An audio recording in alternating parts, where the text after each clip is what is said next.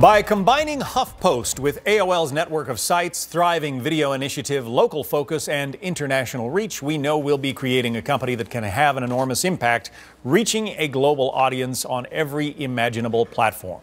That was Huffington Post founder Arianna Huffington on Monday announcing the merger between AOL and her website. But that is quite different from what she said a few years ago about mergers.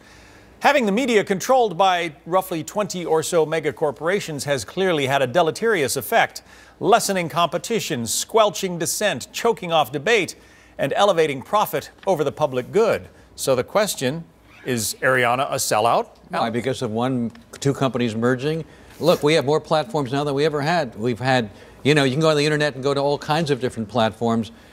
Simply because she made a great deal for herself. She's showed herself to be a great busswoman making this deal. You take the $315 million, wouldn't you? That was the big surprise to me, that AOL had $315 million to left. spend. Yeah.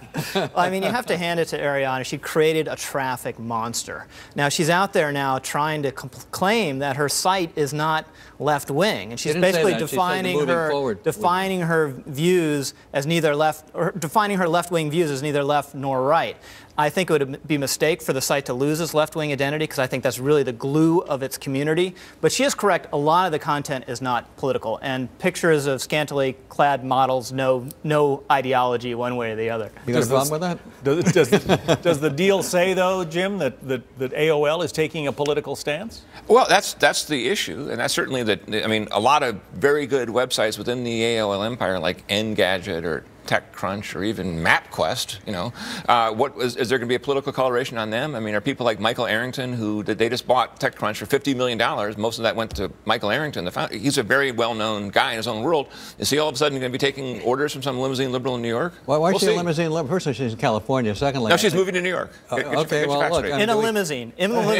Cross-country. Cross-country limousine? Wow, that's great. With a pool, probably, right? Okay. Well, she'll be in charge of the news content of that AOL site. Don't forget, Arianna used to be, and we used to have her on Hannity and Combs all the time when she was a conservative promoting the impeachment of Bill Clinton. So, she's been in different places. Right, it's entirely possible she's a chameleon and will be perfectly comfortable in this new situation. But the resonance, as Rich said, the Huffington Post is a traffic monster built in some measure, at least, on left-wing politics. It's a good. So but AOL is built somewhat on right-wing politics. I write for AOL, and you ought to see some of the responses I get, and I'm getting tweeted people saying, I'm getting on my AOL account. Alan, if you write for it, it's not too right-wing. It's a little bit of right, but AOL's a little bit of right-wing. Another big media story this week. Keith Olbermann, you'll be happy to know, is no longer homeless. He now has a job with Al Gore's Current TV. Lynn Sweet, any surprise there?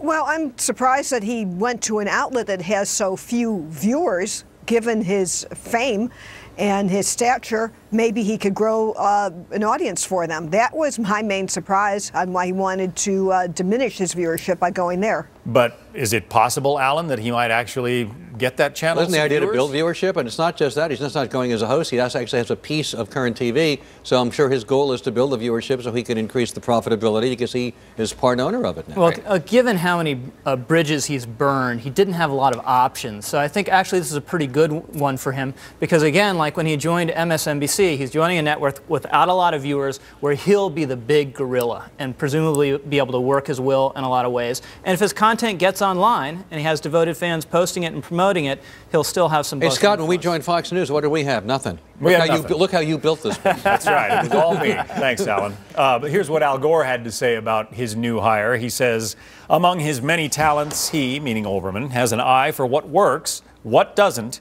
who would be good on his show, and potentially doing other shows, and we're going to let that evolve. He's always done that. He was more responsible than anyone else by far in making the brand of the network he most recently worked at. I guess Al doesn't want to say MSNBC, but yeah, they got a fighting match between MSNBC and Current over the number of subscribers they had. I mean, look, Al, the Current TV started in 2005, has been one of the big duds of the last half decade. Then how does it stay on cable? Well, because they've got money. They've got deep-pocketed liberals, including Al Gore, who are happy just to promote Al Gore and so on. They thought they were going to do it like a YouTube channel for video, but only you didn't get to pick the videos. And when YouTube came out the same year, and obviously it's a million times better because you get to pick and choose and upload your own stuff, Current was just a bad idea, but they have the cable carriage, and so they, like MSNBC, they got time to rethink their format over and over again until they find something that works. Olbermann is a good gamble for them. His title, Lynn, is Chief News Officer. Now, if you've got Keith Olbermann as your Chief News Officer, it's pretty obvious which way your coverage is going to lean, isn't it? Well, he might see a niche. What you have is a lot of slicing and dicing, and there's no reason, I guess, to think that he will have a point of view other than what he saw on the show. But here's the point on all these evolving and new platforms. I think people understand that as a business model, you want to find your niche. And Olbermann right now is associated, is left to center. It would seem reasonable for him to go wherever his vision is. Maybe when he goes here, and if he is trying to build an audience, as you gentlemen have said, maybe he has a vision for doing things differently and not just repeating what he did at MSNBC. Well, there are reports his show is going to air in his old MSNBC time slot, 8 p.m. Is that going to hurt that network? Over time, who knows? I mean, there's so many moving parts in all these media empires that who can predict what's going to happen a year or two? If he just takes 20% of his people over from MSNBC, it's a big blow to MSNBC, and it's a gigantic gain for Current.